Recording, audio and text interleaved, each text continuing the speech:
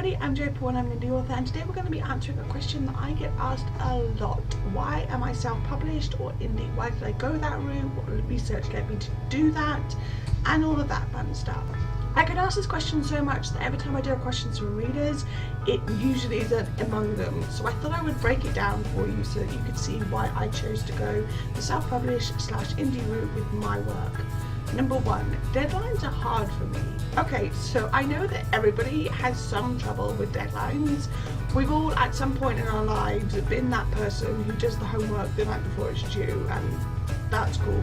But for someone with the health conditions that I have, stress brought about by non-flexible deadlines makes things worse.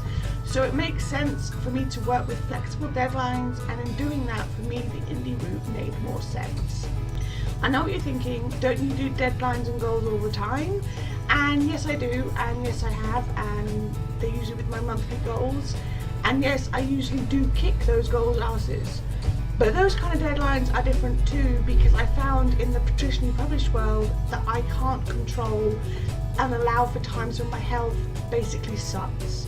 Whereas while I'm an indie author, I can control those deadlines. So say I want to finish a certain number of chapters in a month, that's up to me. If I just can't do it, then I'm not letting someone down, I'm just letting myself down, and that's okay. It also means that I control when books come out and all of that stuff, which leads me to number two, there's more control. I can't speak for other authors in the indie world, but for me there was an element of being able to control what was out there. Yes, it's also a shit ton of work to do, but I was able to write when I wanted and release when I wanted. That doesn't mean that I don't research and look into when and where is best. I do. And that comes into a lot of the work that I have to do before releases and during releases and after releases and all the rest of it. But it does mean that I'm the final say on when my book is released and how many I do a year and all of that. So like last year when I decided I wanted to try and do 2 books in a year, if I'd been with a traditionally published company that might not be possible, but because I'm indie I was able to say, okay, I'm going to try and do this, and I did it. It means I can control the prices to a point and my royalty percentage. There's more control for me, and I like that aspect. I like being able to decide how much a book is going to be. I don't have as much leeway, say with paperbacks, as I do with ebooks, but it gives me the chance to have that control over how much my readers are going to pay and all of that stuff. Number three, it earns me more royalty-wise. It may seem like a greedy thing to say, but I gotta eat. But doing it the indie way allows me to have a bigger cut. It just leaves me with more money than a bigger cut to pour into promotion and such like that. It's just as simple as that. And that may seem like a very capitalist view of things, but money, everyone needs money, money pays bills, money pays for food, money, yeah, it's just one of those things. Yes, it's a hard path to choose, but with these 3 points, it's clear why I chose indie. Putting them all together, it makes sense for me to work for myself and be indie.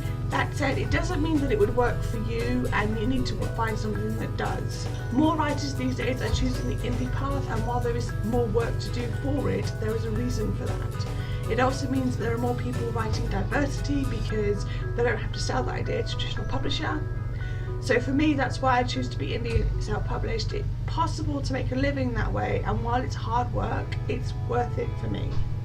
Being self-published isn't for everybody, and like I mentioned, there is a lot of work that goes into it. You have to be your own promoter, you have to hire an editor, you have to hire your own proofreader, formatter, cover designer, the list goes on, and while it works for me, that doesn't mean that it would work for you. But it is, for me, I think, a personal choice, and it's something that I researched greatly before I jumped in, and I was very glad that I have jumped in. And I'm now sold and very happy as an indie author, and I enjoy the work I do, and I enjoy the control I have over my work, and I feel like it's the best option for me. So that's why I'm self-published in indie, and that's why I will continue to be self-published in indie.